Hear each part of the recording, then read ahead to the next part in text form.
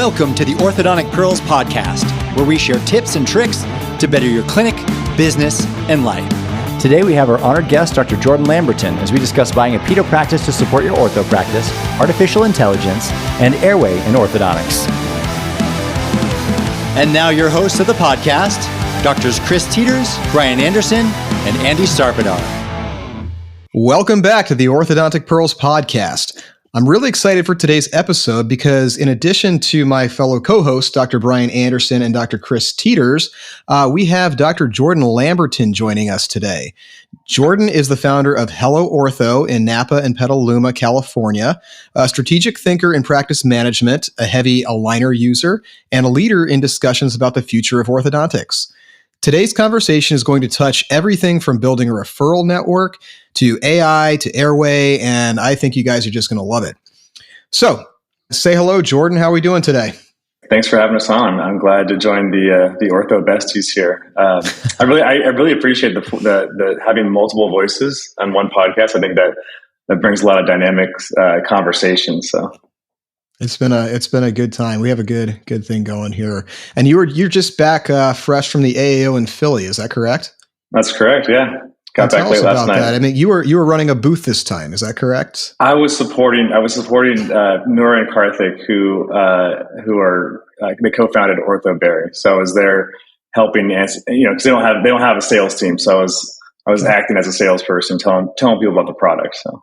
Good for you. Good for you. Well, I want to jump right into it today. I know that we have a time crunch because this is your lunch hour, so we appreciate you making this work for us.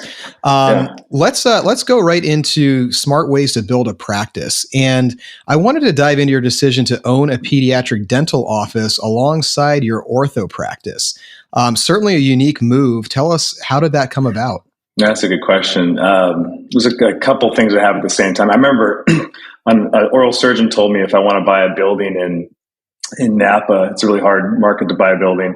You got to buy a dental practice, and so that was always on the back of my mind. I also love treating kids, so I just was trying to figure out how do I treat more kids. And then also one of my good friends, Drew Ferris, had just opened up his own a startup pediatric practice. Which is rare. So all these kind of three things hit at once. And then during COVID, or like a year after COVID, in Napa, a really well-known pediatric dentist unfortunately passed away. And essentially, I wasn't ready to make a move on the building because I just bought another building at my other location. But then a year went by and they just didn't have any buyers, or the buyer that was looking at it was actually like a corporate orthopedo.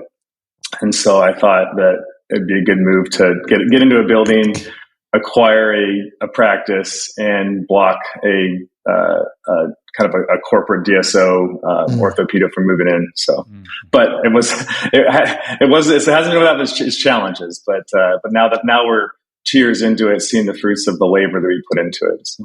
Well, I've heard that a pedo practice, now that was a smaller pediatric practice that you bought. Is that correct? That was actually smaller than your ortho practice. Yeah, it was really small. It was declining too because the widow was trying to keep it afloat with locum tenens, and it just obviously it was a year of that, and so the patients are kind of fleeing at that point. So.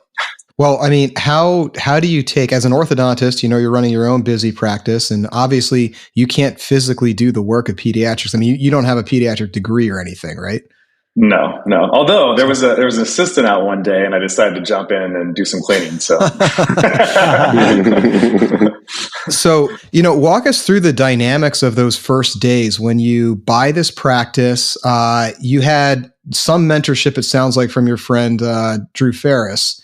But what do you do on that first day? You own this pediatric practice. It's in decline. There's no real momentum in this thing. And obviously from an orthodontist perspective, we're always concerned about losing our existing referrals as soon as they find out that we own a practice that's competing with them. How did you navigate these challenges?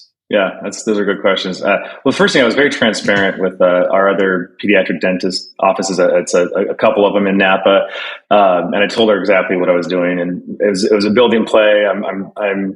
I'm buying this and keeping it open because it's like got to make payments on the bank loan. So And honestly, they're so booked out, like they didn't care. They were happy for it. They're excited that there's another person that's not corporate, jumping in. So that was great.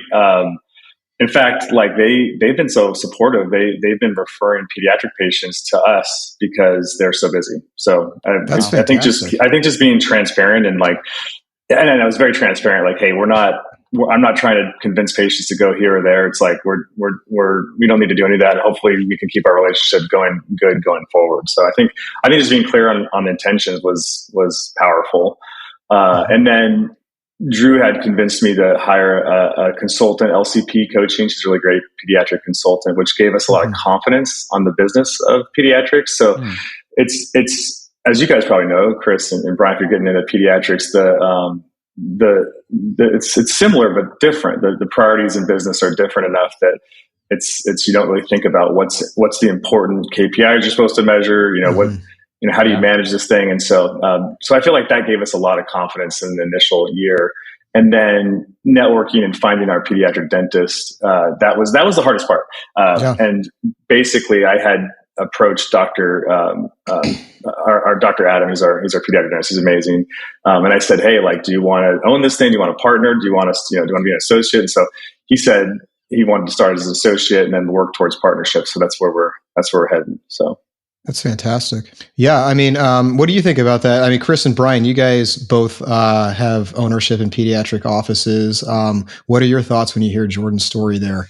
I love the idea of working with a consultant. I think we just kind of flew by the seat of our pants. And honestly, the pedo is not that profitable, but the fact that it feeds ortho is the value. But I feel like the pedo could be a lot more profitable. I feel like we don't raise fees. I feel like we don't know what our overhead really is all that much. As long as referrals are coming to ortho, we're happy. So I like the idea of you bringing in a consultant to help you navigate these things that we're not familiar with as orthodontists. So I'd love to hear more about that. So Chris, what I'm hearing from you is that you're saying that, pedo in the way that you approach it is more, you just want to break even on that. And then your profit comes from the ortho. Is that correct? Pretty much. I mean, once we paid the loan for the practice, when we took over a practice that was, on the high end, we paid, 125% over what it normally would go for. But we were willing to do it because it was feeding the ortho so much. But we ultimately, when we look at the bank at the end of the month, we're like, oh, there's, we're breaking even here. But the referrals to ortho are good. So again, but I think it could be run differently for sure, especially being as busy as it is. We just never really dove into it that much. Interesting. I think, that's the liability that a lot of, orthodontist-owned pediatric offices are going to face. I mean, we definitely see that when the script is reversed, when pediatric dentist owns the ortho department.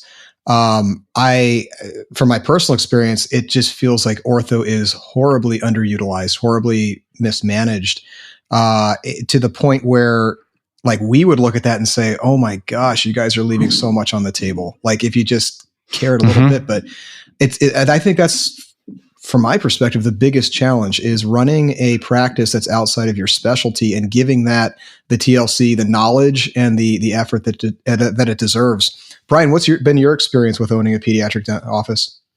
So a couple observations and just things I want to touch on regarding this that Chris has said, and Jordan said. When Jordan was talking about his reasons for going in, it kind of reminded me of Don Nelson's Dallas Mavericks. Do you guys remember? The Steve Nash led Dallas Mavericks, offense is the best defense kind of a thing. You have to understand, what are your big picture goals? As Chris mentioned, his big picture goal is I'm speaking for you, but to have, enough income to live a good lifestyle and have enough comfort. And pedo is a part of that bigger picture. And of course, you can break it down into the nuts and bolts. You can break those down into individual practices, of course, and you should to some degree. But I think as long as it fits into your bigger picture, the Mavericks could afford to have, relatively poor defense because they had great offense, right? And so if you're stepping in to, prevent a competitor to come in or prevent, pedo from opening up its own ortho, that was the case with me. Is the biggest pediatric dental practice in town was, I had heard through the grapevine, the owner was looking to sell. And the associate is a friend of mine. He wasn't interested in buying it. He had a lot on his plate outside of work with family and church calling, community service, that type of thing. And he just didn't want to go into more debt because the owner was asking, more than typical, fair market value. Sounds like a similar situation to Chris's, but it was a very lean practice. Like there were really healthy margins for overhead. So for me, it was twofold. It was, gosh, well, this cash flows, even after my debt servicing, this still cash flows fairly well, even though I'm quote unquote overpaying for it. But those are just formulas. I mean, just look at the bottom line. What comes in at the end of the day after I've serviced everything? Well, it was cash flow positive to us, a nice, healthy degree. And I had heard that a group that wanted to buy it was more of a corporate. I don't think that it was a DSO, but maybe on its way there is kind of the vibe that I got. And they have a tradition of bringing in their own ortho. So I thought, okay, this could be both an opportunity cost if I don't buy this, and it could actually be a hit to my orthodontic income. Right. So for me, it was kind of almost like a hybrid between what Chris and Jordan, explained. And fortunately, I mean, just to acknowledge, like, I think, Chris, you say often that luck favors the well-prepared. And sometimes luck favors the brave, There's another variation that this practice happened to be well run. It was fairly turnkey. Systems were already in place. And, the associate was stable in the community. Like I said, I had talked to him. Sounds like, Jordan, maybe similar to the conversation you had, because you want the provider to feel involved and to feel like he or she has some ownership, if not in legally, at least in terms of the culture and some autonomy and things like that, right? So it was just a balancing. I kind of lucked out in a lot of ways, and of course, like I said, but I also had enough courage to assume more debt and take something additional on, and fortunately, it's worked out. That being said, I don't think that it should be something that's taken lightly. And to Andy, to your point, I think that, I mean, really, you do want to break things down into their individual components and make sure that each thing is working. But at the end of the day, if it's working enough that it's feeding your overall, bigger income, then it's kind of a loss leader. I mean, I know general dentist, Jordan, you mentioned your dad's a general dentist. I'd be curious in hearing if your dad did stuff like Invisalign where he was breaking even. Because I know some practices in Utah, they'll, general dental practice, they'll charge $2,000 for Invisalign, but they view it as a loss leader. They'll get patients to come in the door, and then they'll say, oh, by the way, when you're done, you can get veneers, you can do some whitening, we can do some this, that, and the other, right? And so there are a lot of different ways you could take this, and there are different ways of looking at it. But I think that it's great to branch out of, I'd say the stereotypical boxes that we fit in. Well, I'm an orthodontist, so I do orthodontics. I mean, you could look at, so many of us could be owning oral surgery if we wanted to, right? And going. The pedo route is sort of swimming upstream, so to speak. But if you can get up there, then it's good downstream. Yeah. Well, I want to make a point here. Like, so I'm in my practice completely unaffiliated. We're solo orthodontics only, and I know that there's a lot of talk right now. We talk about it on the show a little bit with getting acquired or working out of a pediatric office, this and that. And one of the biggest pushbacks we see is the patient care can suffer if the owner is not the same as the provider. We talked about that a little bit with Chad Foster, and clearly that's not always the case. There are ways around that, but I want to talk about what are some of those ways around that. How do you create a patient experience comparable to what someone would get in a doctor-owned practice when it's owned by a non-participant in the patient care? So Jordan, you mentioned you had that associate and you're seeking partnership with them eventually. Perhaps that's one method, but as the owner of the pediatric office, how do you keep the quality at the same level as a doctor-owned practice? And it's a really good point, because when I bought the practice, there was locum tenens, and one of them I found out after the purchase was actually not a pediatric dentist. They were a dentist who did pediatrics. I didn't even know that when I bought that. That was one of the and they were helping out. They did a great job. I don't want to say anything bad about them, but there was some there were some trust issues right from day one. Not from that dynamic, just like I started hearing feedback from patients. So I started really listening to patients about it, interviewing patients.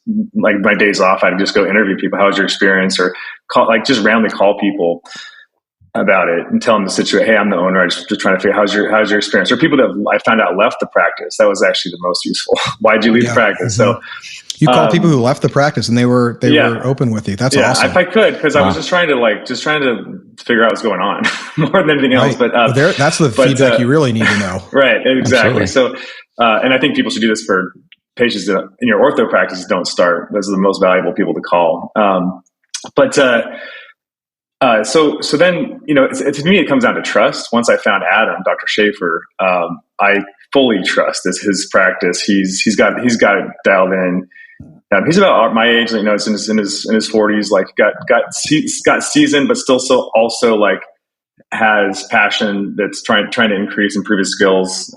Goes to CE. So I think the who is what matters more. But I also do agree, Andy, like that's why I've wanted partnership, not from like tying him down to the practice. Like I'm happy to do management. And I think that we've kind of divided our roles that way, but I want him to have true ownership mentality. And I think that's an important aspect, at least from my practice. I think I've seen others like Drew has somebody too that is not a partner and right now mine's not a partner anyway, but I think the mentality is more important than the actual equity piece. Like if they view themselves as the owner of the practice, that's what we're looking for. Right. So. Which can be hard to find, but as I understand, this new generation coming out is less ownership inclined. So maybe that could be changing. Maybe this is an opportunity to really find great associates and grow our practices in a way that we haven't been able to in the past. Sorry.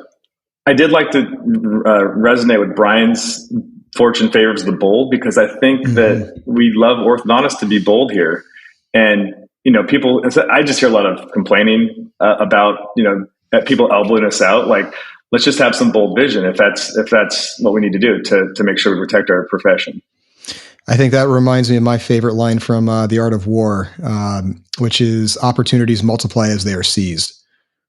I mentioned that a few shows ago, but it's worth repeating.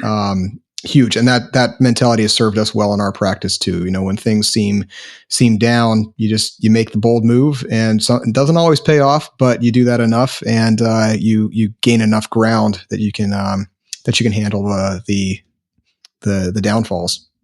Well, this is a great topic. I do want to switch gears a little bit. And you mentioned that you gave a talk at Ortho Berry on AI. You were part of their sales team, I suppose, this past weekend. Tell us about what you're seeing in terms of AI and how it's changing the orthodontic landscape. Well, that's what I got from this AAO was there's lots of little pop-up and ideas and add-ons to different softwares already. So I think it's like you said, Andy, at the beginning, it's just beginning. When I was doing research for my presentation, I was looking at these different innovation ways we've had throughout history. And what's crazy about this one, this is all the experts are saying this is the last one that'll be AI is the last innovation cycle that will be involving humans. Yeah. so this is the last, like out of all of our innovation cycles, this is the last one. So I do think the next 5 years are going to determine the next 50 of like where we're going. And I think it's a little unpredictable. There's so much stuff we don't know. That's why, giving a shameless plug to Ortho Berry, I'm an investor, early investor with them, but I do think we need to have a platform that we can leverage AI. We have to have the software platform that because we don't know what's going to come out in the next 5 years, but we have to have something that can be easily tied to it. So yeah, and we have to be in the game with it, Well, Jordan, what do you think are the areas in orthodontics that AI is going to impact first? Well, I think they've already started to. It's been more automations in the clinical side. So, obviously Dental Modern has their AI. Invisalign's right now it's more automation, but they're pretty close, I think, as well. I think though, actually, it's going to be faster for our admin teams. So Ortho Berry already has a bot that you can set it on your after hours, and it'll answer the phone, and it sounds just like a human being. It tells the patient that it is an AI assistant, but then it can get them. It can like record their name and record everything and put it right into the software. So I think there's just all sorts of these tools, and I'm careful to say this only in front of doctors, not team members, but like one of Ortho Berry's end uses is to go to admin zero. Yeah. I mean, and not to say that we don't need humans. We want humans. Hopefully we want to keep the best of our team who are really customer service oriented and really into building relationships. But I mean, if we can enhance their productivity and get rid of their stupid mundane tasks that even they hate doing, then why not, Haven't signed up for MOPC yet? Listen to this testimonial from the Braces guy, Dr. Grant Collins, on why you won't want to miss our 7th annual conference this October. Oh man, if you don't come to the Mother of Pearls, you're going to miss an opportunity to connect with so many great people, learn a ton of great stuff. It's a very intimate, amazing session that we get to have with each other. I hope everybody gets to come out next year. It's going to be amazing next year too. We've got the educational side with lots of great speakers, great information, but also a fun side that is like coming together with friends, hanging out, doing fun things together. Not only in the conferences, but outside too. We're talking to each other about everything all the time. You really connect with people. It does feel like community. As far as the party goes, it's fun to get together. Getting an opportunity to play with the band Relapse was super fun. I mean, they bring such great energy. We all come and have a great time. I feel like a lot of the offices that work in orthodontics work really hard. So we come to learn, but we also come to have fun and connect with each other too. Next year's gonna be great. I mean, they're gonna have this in NASA, gonna have this in Florida. Like, I'm looking forward to it. I wouldn't miss that one at all. It really is a very unique conference. It's quickly growing to one of my favorites. Register today as seats are limited and we sell out every year. Learn more by visiting orthodonticpearls.org on your computer or smartphone today. All right, Jordan, I'm going to ask you a tough question as an aligner guy, as an Invisalign guy. All right, so you just mentioned here that we don't say that in front of team members that, the ultimate goal is to replace them. What about, leadership from Align Tech or any of the other companies that are so heavy technology and AI driven? Are they pulling the same thing with us? Is their ultimate goal to replace the orthodontist or even the doctor in general? It's not just an orthodontic problem. I think that's the problem across so many different services. I just saw like Elon Musk quoted that, surgeons are going to be doing faster, better surgeries in about 3 years, and that they're having trouble with Neuralink, surgeons without using robots. So I think if I was a CEO of Align or some of these other companies, would I be thinking that way? Probably. And so, of course you would. Of course you would. I mean, you cut out your biggest pain in the butt, the doctor who's always, complaining about, it's the prices are going up every year and blah, blah, blah. And like prima donnas with the techs and everything. I mean, of course, why would they not want to cut us out if they could? I mean, it makes perfect sense to me from their perspective. But what does that mean for the orthodontist going forward? Where do you think the future of orthodontics is going to be for your average graduate with, close to $1 million in debt and, a need for work? Yeah. I mean, I feel like I'm more of an AI optimist. So I think in any of these innovation waves, people are always scared. When Henry Ford came out with his Model A, whatever, I don't even know, whatever the new Model T, I think Ford car was. Yeah. We could ChatGPT that, but it was Model T, if I remember correctly. But I'm sure that all the people who made horse carriages were really scared for their jobs, right? But we figured it out, and people ended up doing different things. And so, how that works for orthodontists, I don't know in what capacity. I think we'll figure it out, and we'll still be needed in some other way, and probably a way we can't even see yet. So I'm not worried. I mean, especially in America, we've figured this out. Like, we're innovative. We're not going to just be like, oh, can't be an orthodontist anymore. I'm just going to go home. So True. Well, I know Brian and Chris, we've talked a little bit about some of the ways that we've been automating our practices on a small scale with AI. I mean, we all use the Plod Note at this point. In some capacity, I'm actually using it for chart notes at this point, which is nice because, oh my gosh, you talk about tedious. I feel like that's the worst part of my day. It's just sitting down and I've already gone over all this stuff and I don't want to say it again. I definitely don't want to type it. So I just, I have this little recorder that creates an AI generated soap note for me, and even a dentist letter, which is awesome. Brian and Chris, have you guys been using that a little bit as well, or what ways are you integrating AI into your practice? I really haven't done much. I mean, I feel like I tend to be an early adopter in a lot of things, but in things that I don't have a passion for, I don't.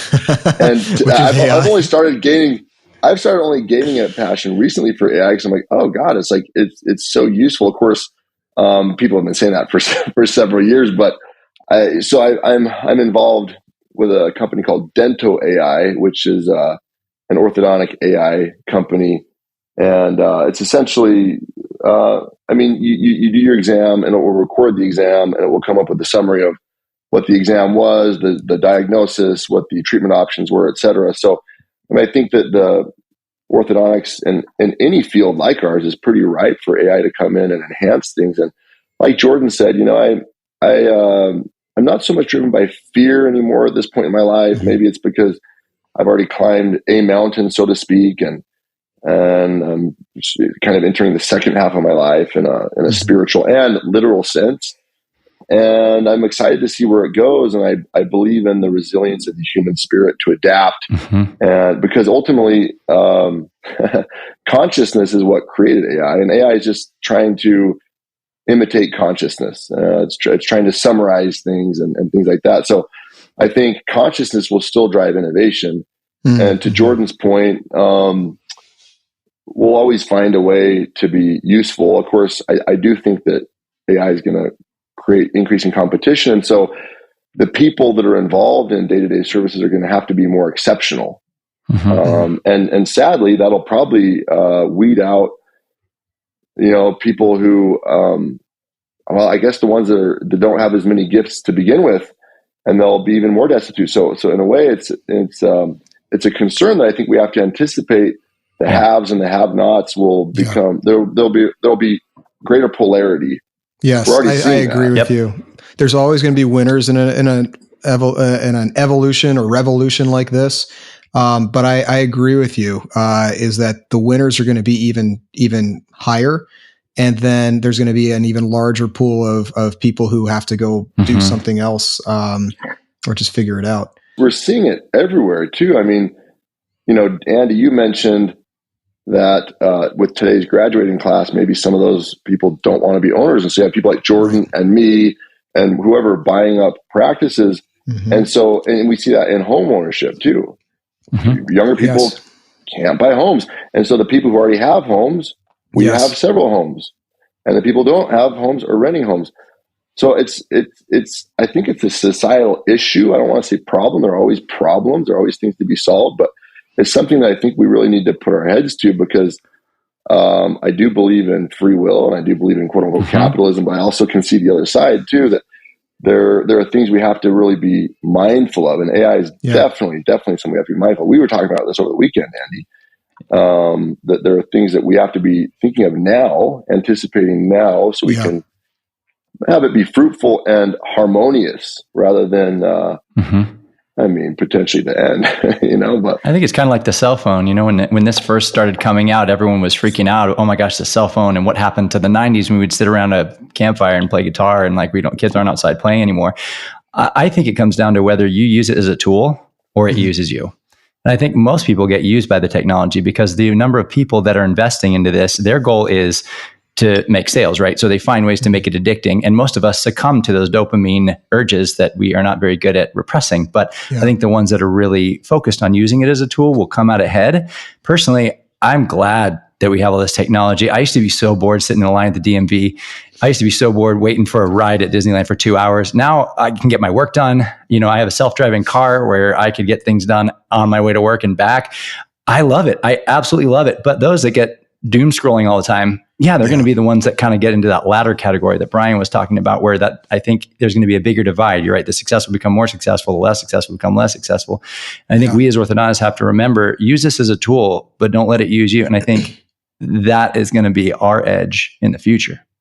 I was going to mention, because my wife and I just had this conversation, what qualities do you want to instill in your children? It used to be, let's make sure you're great at math and science. And we talk about STEM. Well, I kind of think now, is STEM really going to matter, right? If the robots can build themselves, what does that matter? But what we want to do for our kids actually is we talked about creativity, taste, and the way they think.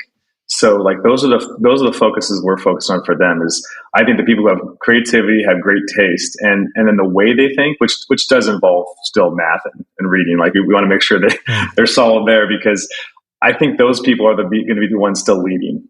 Yeah. Yeah. No, I agree with you. I think that innovation I think that's still going to be under the purview of the human mind for at least the foreseeable future.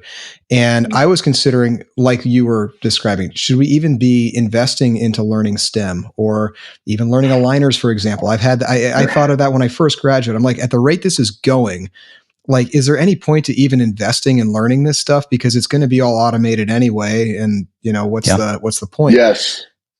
Well, then here's why. Here's why I think that there is value in that is because you can't innovate without a thorough understanding of what you're creating. So if you don't understand how the AI is manipulating those CLIN checks, then you're not going to have that epiphany that, oh, maybe if we stick a sash attachment on here. Obviously not mine. That was Jonathan Nicosi's. It's trademarked and all that. But you get what I'm saying. Like, you have to understand the principles behind it, even if you're not implementing those on a day-to-day basis. Even if you have a calculator that can do your math for you, you have to be able to have an understanding of which numbers are greater than which and how do these equations work, so that you can think of a novel way to apply that. Which it's possible in the future AI could have that capacity as well, that actual generative and creative capacity. But I would say in the near future, that's probably something that's still going to be under the purview of the human mind. Would you guys agree with that? Yeah, I want to say something on that. Okay, so it's sort of a convoluted, abstract concept. So I'll try and be quick here, Andy. It's going to be a challenge, but I'll really try here. ChatGPT to distill this down. Huh? I'm going to use ChatGPT in my brain here. I'm going to try and tap into that part of the prefrontal cortex here. Okay, so here's why I think it's really important is because you still have to train your mind, and you still have to fill your mind with the collective consciousness. If you think about consciousness and how that's progressed over the millennia, it's because each generation passes down information that the next generation assimilates and then passes down. And of course, you weed certain things out, but you're learning calculus, you're learning STEM, all this stuff because of what's already been passed down. And so you're becoming a miniature version of the collective consciousness. You're assimilating whatever you can of the collective consciousness, right? You have enough background. You understand some math. You understand some science. You understand some humanities, whatever. And if you're going to be interacting with AI, which is a summation of the collective consciousness of every data point that it takes, right, then you have to be able to speak its language. You have to know something about it, or else you will be taken. You will be taken if you are not in some way, I would say, a version of that. You haven't trained your mind in these ways that you're reliant on. You will be completely used. You're not even in the same class. So sure, the beauty of AI is it's almost like this one being, almost like an artificial God. Of course, I say that in a way that's not religious or spiritual, but it's supposed to, be this kind of all-knowing thing because it has all the information. It collects all this information, and it can grab and boil down into, a quick summary or whatever. But if you can't also do that independently to some degree, you are not in a good spot. So you have to train your mind how to think. It's my former father-in-law didn't go to, he went to some college, but at family retreats, he would often talk to the grandkids, and he would do these family vacations with a purpose, which I thought in a lot of ways were really cool. But one of my issues with one of the things that he would teach is he would say, you don't need to go to college, because he didn't finish his college degree and he'd been successful financially and as an innovative thinker. And I would say, well, it's not all about money though. It's about training your mind to think critically. So yes, I agree that you can get a great job and you can be an entrepreneur, et cetera, without going to college. But, the pitfalls that I saw were critical thinking, or being able to even engage in metacognition to some degree, that it's always going to be important to train your mind. And so how do you train your mind? Well, with discipline and doing this shit. So that's just, I think, the important Let's think industrial revolution here for a minute, Brian, because there's a similar parallel there in terms of physical labor, right? Like in the past, we have needed to use strong men to build buildings and things of that nature, or anything that you build requires physical manual labor. And then with the Industrial Revolution, that has not completely eliminated it, but it has greatly diminished the number of people who need to put out physical labor in order to grow or produce. But that means that, yes, you could be someone who ends up becoming very overweight or out of shape, and then you have all kinds of metabolic syndromes and issues and health concerns that come with that would not have existed if you were forced to labor every day of your life. But you contrast that with those who recognize that there is still a value in the hard work, even if it's not necessary for production. And then those are the people who are going to end up in the gym, lifting weights, which seems, if an alien would come down, and look at these people, mostly I'm looking at Chris here, but look at the amount of time he spends in the gym, and it would be like, what is this guy doing? He's running literally on a hamster wheel. And he's paying to just lift weight and he just lifts it and puts it right back. It has no utility whatsoever. But there's actual value there. So maybe in the future, we have to learn these things, not because we necessarily need to carry out the physical calculations in our mind, but that we need to be healthy in our minds, and we need to be healthy in the way that we interact with the world. And I would predict that right now we're already kind of at the place where I'm not sure students are really doing the mental labor in order to develop that mental toughness. But that could only get worse in a future that AI is doing all of our thinking for us. And I think that it behooves those of us who understand the human condition to go out of our way to mentally train our brains, even though it's not something that we need to do for our survival anymore. Right. And again, this is where the rich can get richer, the smart can get smarter, but the path of least resistance is going to be one of decay, unfortunately.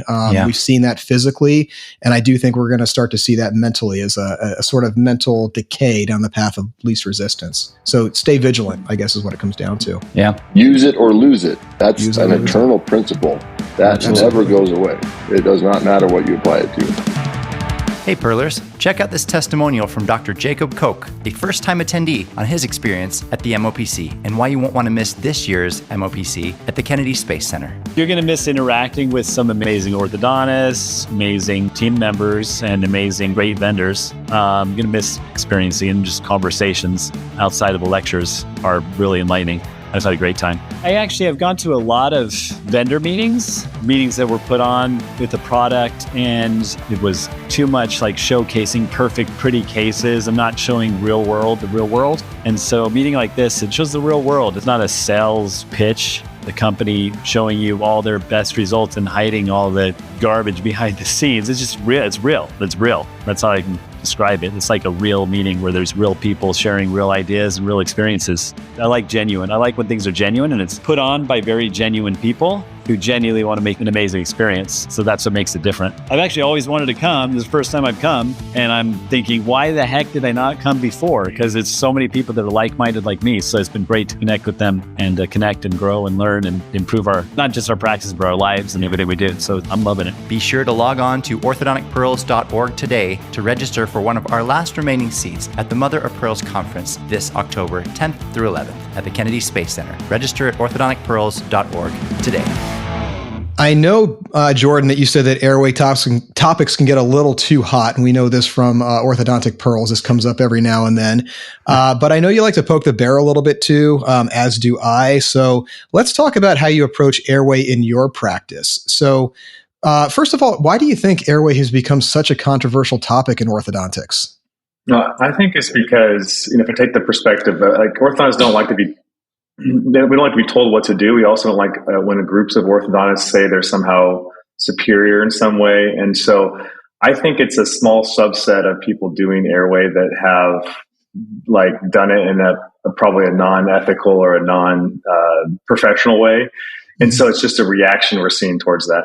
But I went just for this podcast. I went and reread the AAO white paper, and although it probably needs to be updated, it's sure. I think it's right on where it needs to be. And if you read through that, it's like that's how I practice airway too. Is it's for me, it's about looking for things and referring, right, and and that's it. And I, my dad was a general dentist.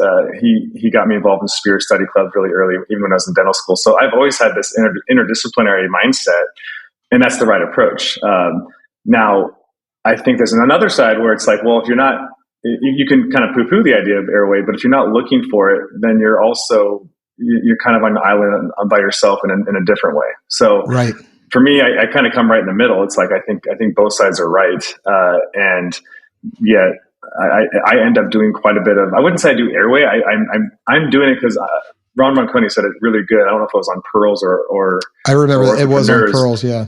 But it's like, I'm looking for the transverse deficiency. And I think a lot of people aren't seeing it maybe, or not looking that way. And then if Airway comes with it, then so be it, So that's more my philosophy. Right. Yeah. Same here. Yeah. I think that one of the points that was made on Orthodontic Pearls about Airway is it's clearly, well, the white paper will say it's clearly under the purview of a physician, and a sleep specialist, for actual diagnosis and then ultimate treatment. We see one side of the elephant, so to speak. You guys are familiar with that parable about the blind man and the elephant. One feels the tail and thinks that an elephant is a snake. One feels the leg and thinks an elephant's a tree trunk. And then one feels the stomach and that's a wall. So anyway, the point of that story is that we're all seeing things through our own filters, and we only see a part of the whole picture. Now, one of the arguments that was made is that if there's 4 or 5 different specialists across medicine and dentistry, all seeing one part of that elephant and all dismissing the pathology because, well, I know my limitation. I'm only feeling the tail, so I'm not in a position to diagnose this. And then every one of those doctors along the way has the same mentality. This patient is being diagnosed by 7 different people, or partially diagnosed by 7 different people, and then no one's taking ownership of the pathology, and where do you go from there? So is that a good rationale for orthodontists to be gatekeepers of this and to catch this early and then refer appropriately? Follow-up question to that is going to be, now, one of the reasons why people may not want to treat or may not get too much in the weeds is because at the end of the day, it may not be profitable to just do all this, to do the part that we can see and then refer for the actual production to someone else. So we might be tempted to overextend ourselves. So 2-part question there.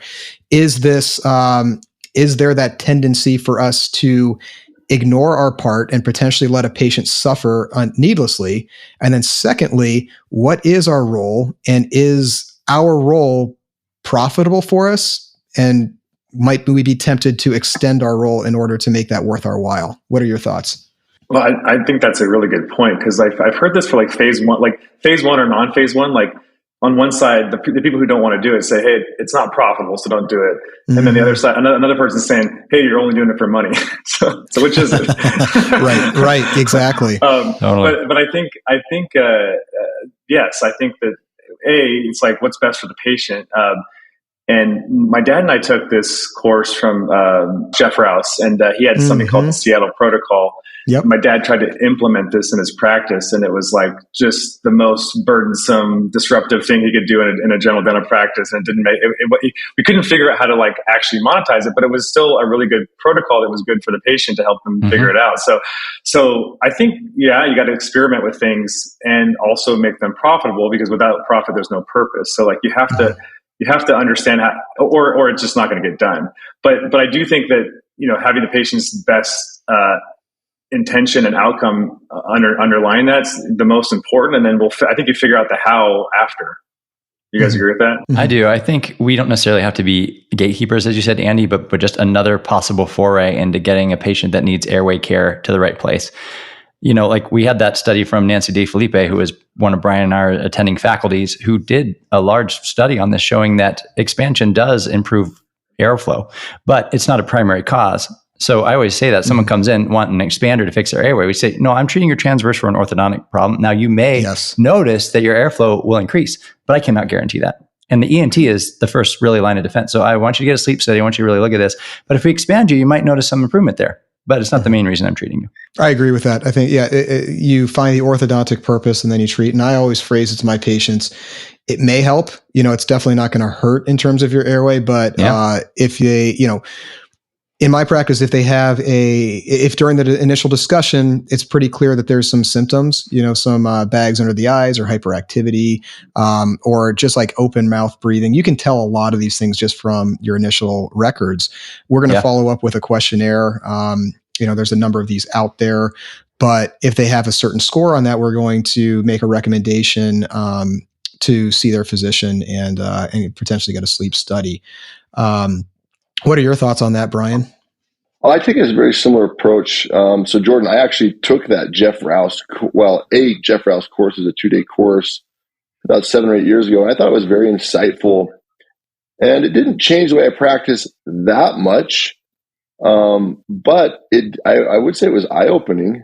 And I think taking the middle path or the middle way is generally the best. Andy, to go back to your metaphor of the elephant, I would say the middle way is the position where you can sort of see the whole elephant, or you can see that it is an elephant. It's not just a thing, right?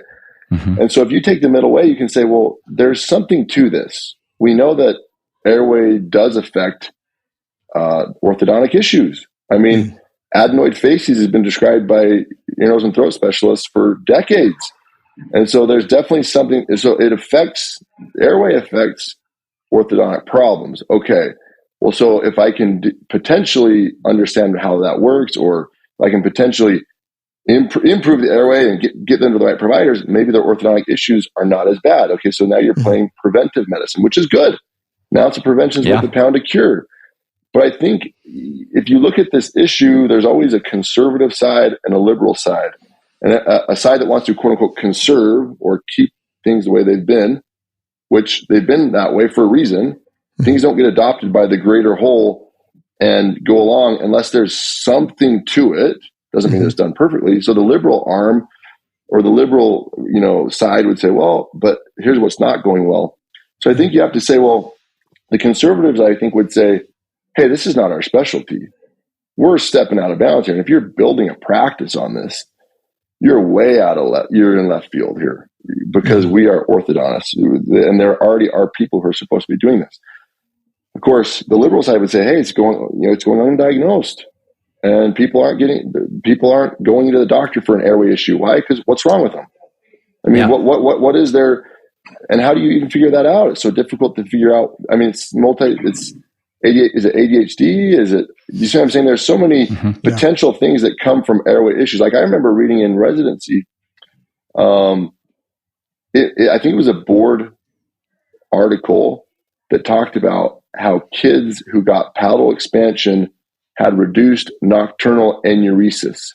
I remember being like, wait, they peed their bed less often because they get an expander? What is going on there? Well, clearly it's an airway thing, because they can, the paper by Nancy De Felipe that Chris mentioned. Explain that connection. I don't think it's obvious why urinating the bed would be an airway thing. Do you remember the reasoning for that? I think it's because there's an airway disruption and your body is going to react in a way to try and make you more alert. So if you start peeing yourself, you're going to be more late and your airway's going to open up. It's physical exhaustion. So if you have sleep disordered breathing as a result of airway, then you are so sleep deprived that you can't even wake up to go to the bathroom. Like most of us normally, we have to pee, and then we get up and we go pee. But if you are waking up every few minutes because of an airway issue, you're constantly at this point of exhaustion, to the point where your body doesn't signal you to wake up when you have to pee, and then you end up just peeing in the bed. Well, and it's probably both, right? Because we're the dualistic mind. We're trying to pick, is it this one or is it this one? And the reality is, again, the middle way, it's probably both. Some people, that's probably the case. And some people, it's probably their body saying, hey, you got to wake up here. Your airway's closing down. Because you go into REM sleep, your muscles become flaccid. And, the idea is, if your muscles become flaccid and anatomically you don't have enough volume, there's going to be a collapse. Yeah. Your airway's going to close off, and you're going to get bumped out of deeper sleep. And so you have to start the sleep cycle again. So there might be somebody, who has an airway issue that's not an apnea. And Jeff Rouse's big thing was, there's SDB that does not, they would go in for sleep study and they would not get diagnosed with sleep apnea, because that's mainly going to be overweight, middle-aged men and old men. but they have enough of an airway issue that they're not getting restorative, reparative sleep because they're never able to enter into deeper sleep cycles because you have to start from the beginning every time. Yeah. Every time. So I think there's something to it, but I take an approach that's similar to what it sounds like what you guys do is I'll identify the orthodontic issue. Well, here are the orthodontic issues. And here's what I'm doing. I'm not an airway physician. I'm an orthodontist. So we want more space.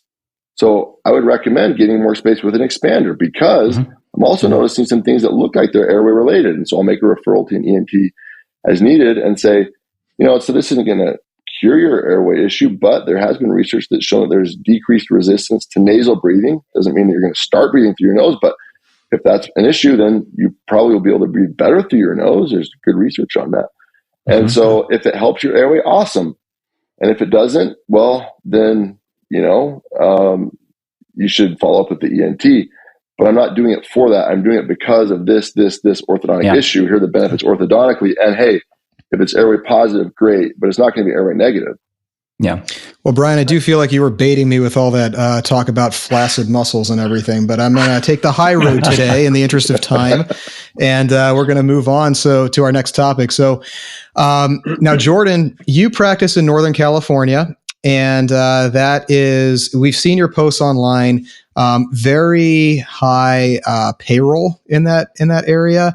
It's a unique sort of area that you practice in, with some challenges, especially as it pertains to overhead. And in spite of that, you have managed to, run this place extremely efficiently. Now, your overhead, were you able to get your overhead under 50%? Is that what I heard?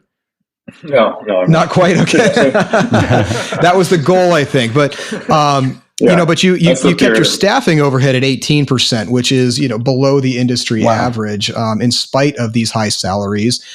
You've mentioned online that you are shooting for we often use the term full-time equivalent, or FTE, for basically a 40-hour-a-week employee. So, for example, 2 part-time employees doing 20 hours a week would equal 1 full-time equivalent, or FTE. And the industry standard, I believe, that we shoot for is around $250,000 of production, or collections per full-time equivalent employee. Now, you have a number, you're more than double that. You're currently at 450 to 500,000 per full-time equivalent, or is that your target? No, I'm at about I think right now it'd be about 375, 400. Gotcha. So which is like it's been crazy. We've added some more people, so it's in fluctuation. But yeah, I mean, Neil Dick and I just got in discussion about that, and I'm choosing to be a high aligner practice in order to get that. So that's not really an overhead. It's a necessity to have that metric if you want to do a high aligner practice, in my opinion. Why is that a necessity? Well, because like Chris Benson talks about this a lot. Like, if you're going to go in a digital practice, you have to get to that metric. Otherwise, you're not just an unprofitable practice. And so, and I had seen that. I kind of went heavy into Lightforce and Invisalign. I backed off the Lightforce and just really focused on the efficiency through aligners. But it's a different model. I don't think one's better than the other as far as profitability. It's more which one do you choose to use. Like my end point when I was talking to Neil about this was I think I love the finishes I'm getting. I love treating with patients like that. I also think it extends my runway to not hire an associate. So that's the rational reason. I don't think having a higher aligner practice, anybody would say it's more profitable. But in fact, probably most people who do it don't do it the right way, and then it's an unprofitable decision.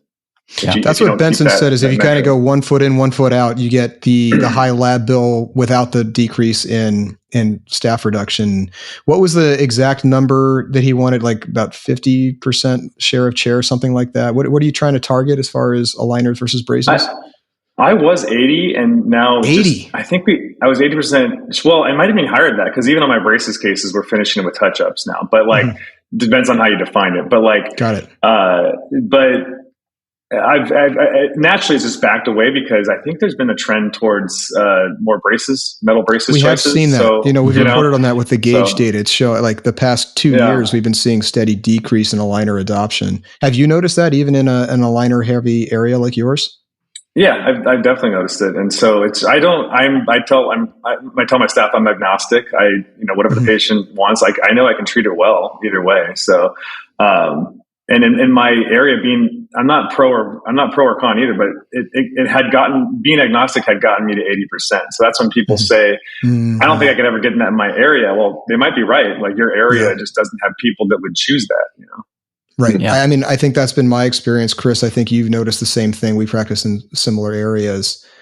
What do you think the reason is that people are backing off of aligners? I mean, I just keep saying TikTok. I don't know. Really?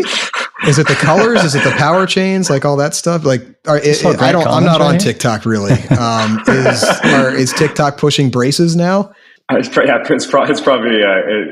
the braces guy, right? Yeah. Oh, it's the braces. Grant. Okay, so we can all blame him, right? Or thank him. Thank him as it was. I prefer it. You know what I think it is, Andy? I think it just goes back to that, again, the middle way. It's because there's validity in treating with braces. There are certain benefits with braces, and that's not going to go away because they're different enough systems.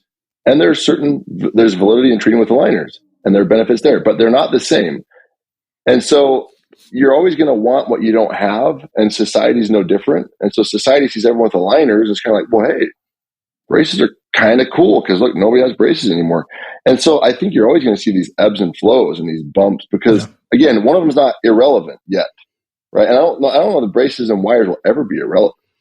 I don't know that you can replicate that with aligners. It's lasted through some pretty significant technology shifts. It's too different. Yeah, it's too different. So I think there's always going to be this push-pull, and we'll see. And it's almost like fashion. I mean, dude, I was visiting you guys over the weekend, Chris and Andy and Jordan, in the airport. I just noticed, like, my gosh, people were in Blink-182 shirts, Green Day shirts. Like, these are kids that are the 90s has come back, and like when we were kids, like bell bottoms started coming back. So I think there's always going to be some of this, right? And we might try and figure out, well, why is this and why is that?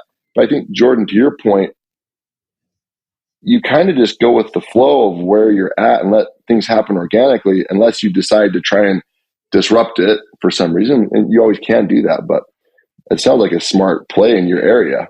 I would say too, I always say this because people hear 80%. I was a total Invisalign aligner hater coming like for the first part of my career. So I think your background, like, who I worked with, other doctors and where I went to residency influences your perception of it. Absolutely. And so I had to get different network to help me understand that that was my own personal bias. I was also letting my uncompliant patients dictate my biases. So like, like the uncompliant patients were the ones why I was determining them to have braces. And I don't think that's fair to the compliant, all my compliant patients with Invisalign, that was not probably cool to them. So, yeah, no, I think that there's definitely something to those biases. I quote this line from Ben Burris all the time back when he was, the big dog on the Facebook groups. He had this, he had a blog and he said, your patients agree with you,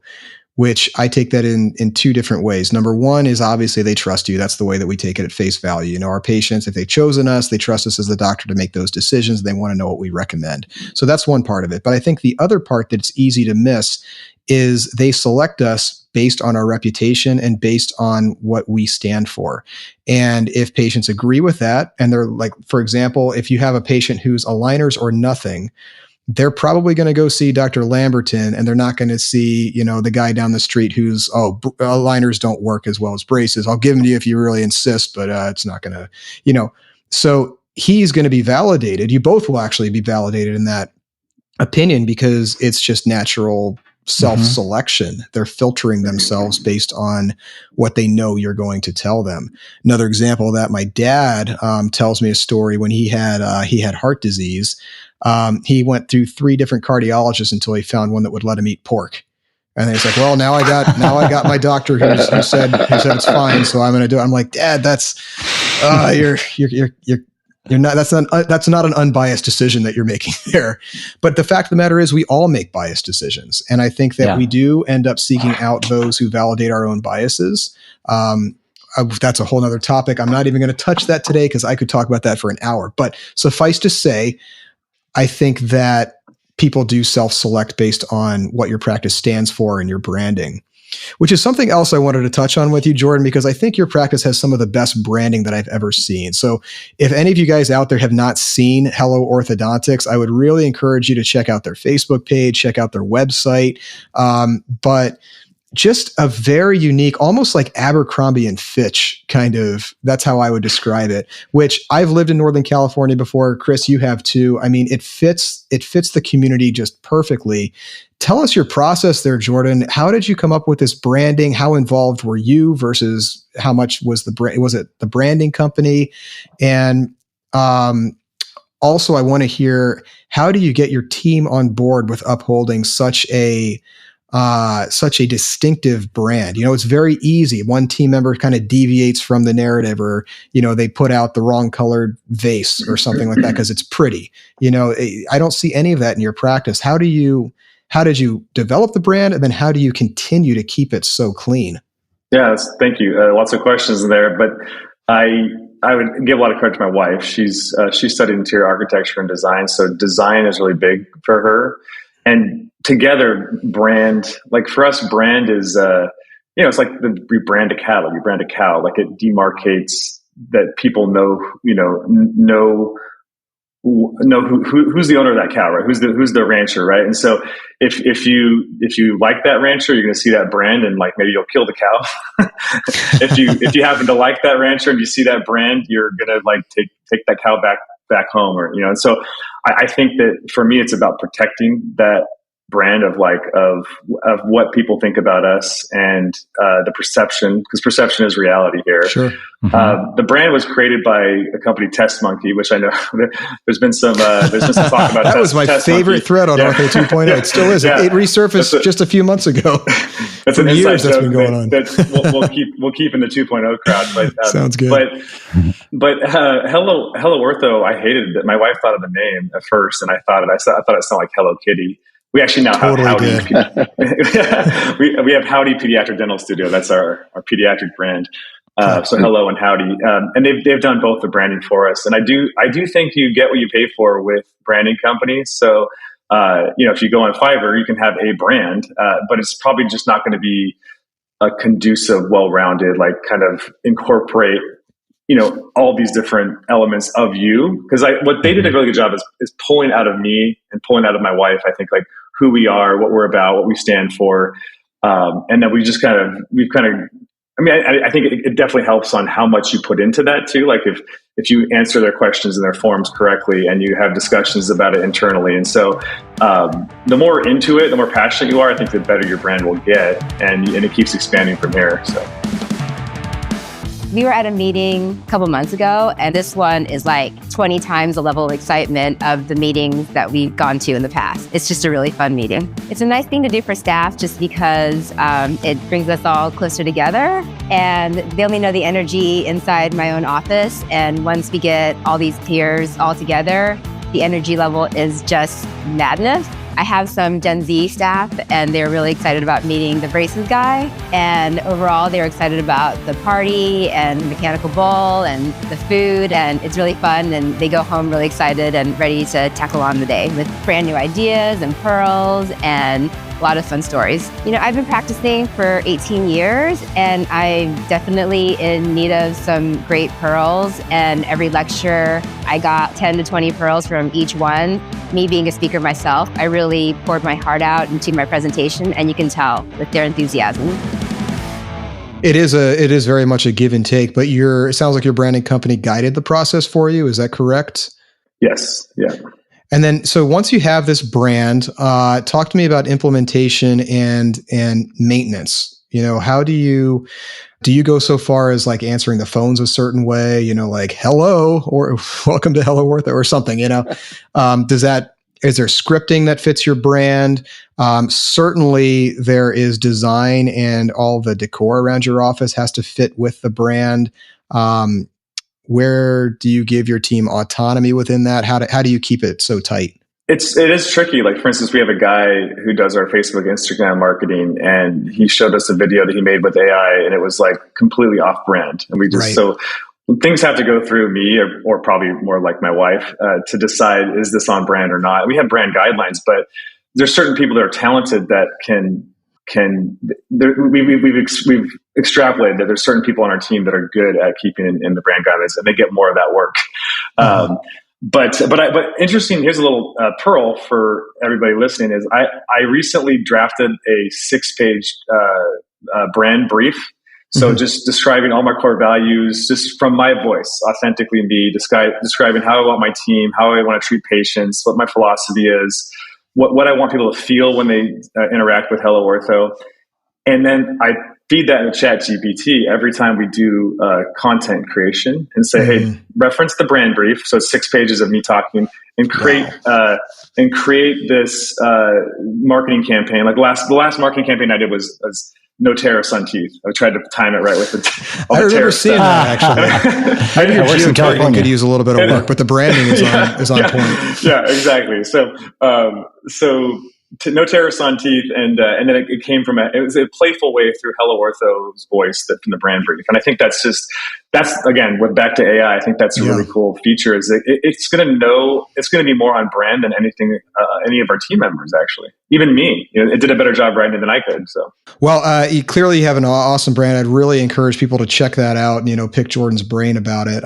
But yeah, seriously, one of the best, most cohesive branding I've seen in an orthodontic office. It is really Jordan, good, man. We're down to our final roughly 10, 15 minutes here. So I want to get to our last topic, and then I want to get into some rapid fire questions for you, which will take the place of our normal pearls section. So the last topic I want to briefly discuss is your financial philosophy. Talking about growth versus early retirement. You've shared some thoughtful ideas about growth, freedom, and purpose, and I'd love for you to share those with your listeners. So what do you think is the ultimate goal of all of this career-wise? Yeah, I think early on, it was like a lot of people, when you don't have financial freedom, you're constantly seeking it out. I want to get to financial freedom as fast as possible. But I found that freedom is tricky. It's a tricky, core value. It's a tricky thing because, is Elon Musk, he's the richest man on the planet, but is he technically free? And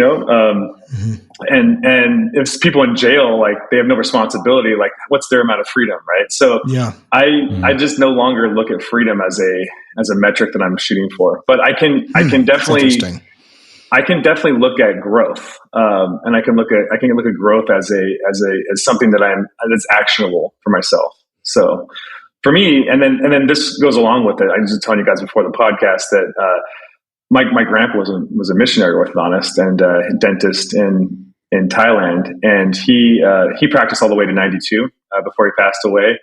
But he just really was engaged and enjoyed orthodontics till his last days, and I don't see anything wrong with that. The good news when you have that, you don't have to worry about retirement money, you don't have to worry about nest eggs. I mean, you got to protect yourself, but I mean, I think this idea of retirement, why don't we create the life we want now? Yes. And start living it. I don't know. Now, you're a Tim Ferriss fan. I think that's from 4 Hour Workweek, isn't it? That you have the 4 hour. Probably. I've read that book. Yeah. And then I was like, how do I get that as an orthodontist? It's like the 4 Hour Workweek is not. It's about efficiency and condensing your schedule. Yeah. How do you get it as an orthodontist? I mean, I guess use aligners and AI and just Well, I'm sure that's coming. I think that's how you get to the top 1% of orthodontists in the next 5 to 10 years, like you said. But yeah, I mean, the idea there is that you work a 4 hour work week, but that's not just about efficiencies and scalability. It also comes down to this mindset that we're going to sort of take our retirement in portion right now and just have this steady pace that we can maintain the rest of our lives and never fully retire, which Jordan, you were talking before the show about how you've seen your dad retire and you've noticed how bored he gets. I've noticed the same thing. My dad, the day he retired, I knew he was looking forward to that day for 50 years. That's like all he wanted.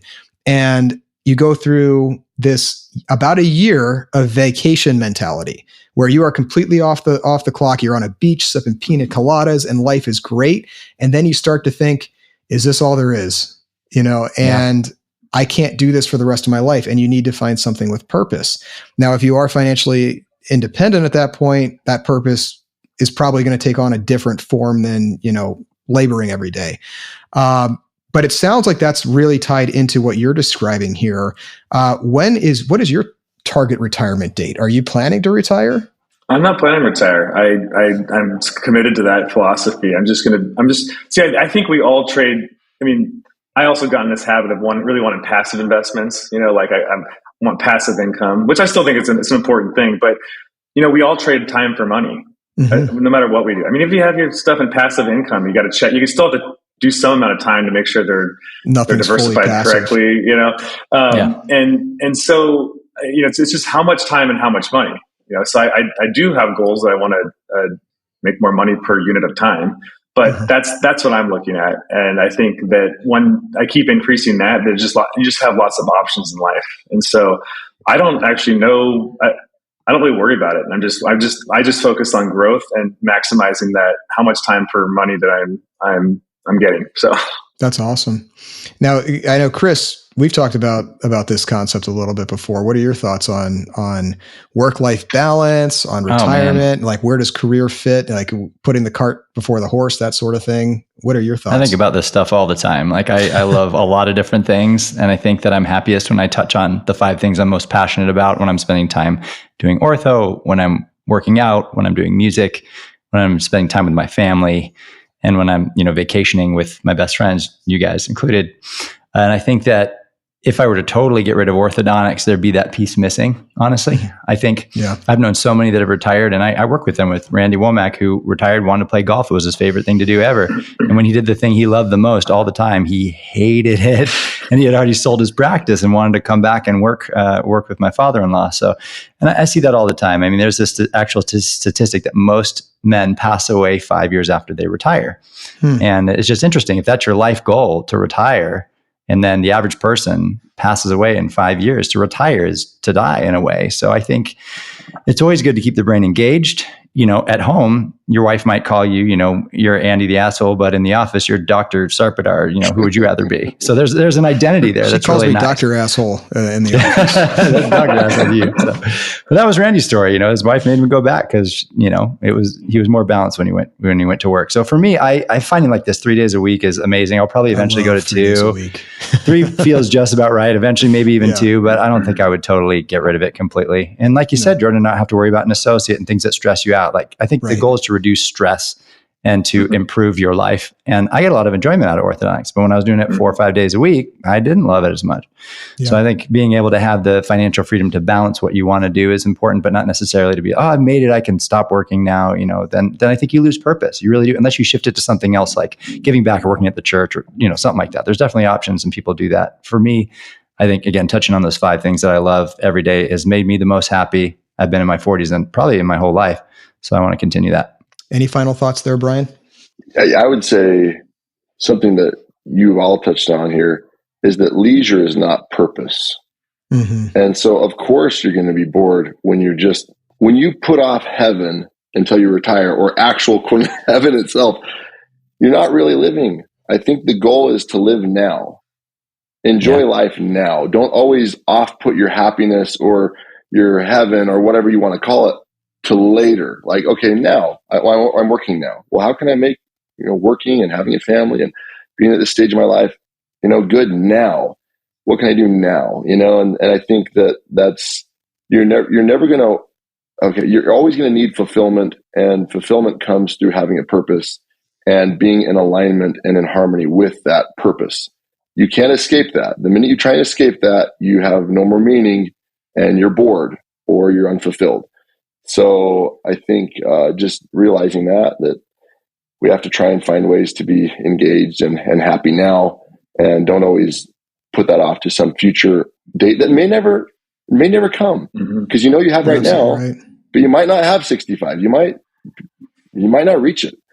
And so try and do what you can right now. Seize the opportunity now. Andy, to your point with the art of war, seize those opportunities now, and then hopefully they multiply. I think this is a great topic, guys. I appreciate everyone's input. Okay, we are down to our last little bit here. So, Jordan, we're going to get you to your patients on time, I promise. But in lieu of doing our pearls, I wanted to try something a little bit different today. So it'll still kind of be pearls, but I want to ask you a few rapid fire questions. Okay, you ready for these? I'm ready. All right, let's do it. Okay, first off, favorite ortho or business related book? Yeah, I saw the ortho related book. I was like, Are you guys reading ortho books? A lot that I don't know about. So, ChatGPT reads it to me mostly, but I try to keep up. Yeah. The best business book I've read recently, it was 2 years ago. We implemented it, is Traction EOS. I don't know if you guys have read that, but I would highly recommend. Yeah, Wickman. Yeah, it's great. It's amazing. It's really changed the way I thought about business and doing meetings. So I would highly recommend anybody listening to pick that book up. Awesome. All right, Jordan, what's one ortho related myth that you would love to kill? There's a lot of, the myth is that there's these, dogmatic things that we hold to be dear. And that somebody asked that recently on a Facebook group. I can't remember which one, like what is the thing? I think it was Heather Stone Hopkins said, like, what is the one thing that you know to be true? And like, there's not a lot, that, Yeah. So, and I was really thinking about, there's like, I don't have, just get rid of everything. Just always looking at your biases and realize that there's, try and see it from a different doctor's perspective. That's what I'd say is that's what I always try and do is like, it's never crap on someone's treatment plan. Like, try to understand how their mind is working before you poo-poo it, So. Adam Schulhoff was on the show a while ago, and he said that we should not straw man the opposition's argument. We need to steel man that argument. And in doing so, you fully understand it. Maybe you change your mind, but at least you have a more enlightened view of it. Even if you don't. I love that. All right. So I think I know the answer to this one, but braces or liners forever. If you had to choose, which one are you sticking with? Liners, baby. I knew it. All right. Now you're an overhead guy. This next question is going to be interesting. What is the best office purchase you've made for under $100? I wasn't prepared for that one. Best office I'm just looking at this like cardboard cutout of myself. And so my team has been using that in the social media, so I don't have to be in it. So that's amazing. I actually love that. All right. Now that was worth the price of admission alone. I am getting a cardboard cutout so I don't have to be in another TikTok ever again. That's beautiful. I love it. All right, Jordan, a final question here. Yeah. What is your guilty pleasure outside of orthodontics? You guys know I'm on social media way too much, so I'm probably getting too much entertainment on social media. All right, fair enough. I think that's all of us. Anyway, Jordan, I wanted to thank you so much for joining us and sharing your insight and experience today. It's been really awesome hearing about your approach to growth, efficiency, innovation, and purpose. And to all of you out there listening, if you've enjoyed today's podcast, it would mean a lot to us if you could rate, review, and subscribe to the Orthodontic Pearls Podcast. Thanks again for tuning in, and we will see you all next time. Thank you, guys. Appreciate it. Thanks, Jordan. Thanks, Jordan. This was great. Have a good one. Last year, we were fortunate enough to come as well, but I feel like that really set the bar high. And so then this year, I feel like everybody was super, super excited and thrilled to hear that we were going to be able to attend again. Like I said, the energy of this conference is just so lively. There's so much to do. Every detail is so thoroughly thought through that it's a blast. I was clinical. I kind of transitioned to admin. I feel like in every single lecture, no matter what team you're on, you can take something away from it. But then it's a perfect balance of we're here to learn and then also we're rewarded and get to do fun things. Especially at Collins, we all have really, really close bonds with each other. But I feel like this experience definitely allows us to make those relationships and bonds even stronger because here we get to have fun and really expand on those relationships. Dr. Collins always puts on a great show. At the clinic, we're so used to, our routines there, but it's fun to see him kind of just be able to let loose and just truly have a blast. Last year was USS Midway. This year was the house party at Dr. Teeters' house. And next year is at the US Space Center. Be sure to log on to orthodonticpearls.org today to see our lineup of speakers and incredible events we have planned for you. We'll be partying under a space shuttle. It will be absolutely incredible with music from the world's only all-orthodontist band, Relapse. If you've seen Relapse before, you should definitely come back again because every show is different, and this show will be out of this world. Register at orthodonticpearls.org today.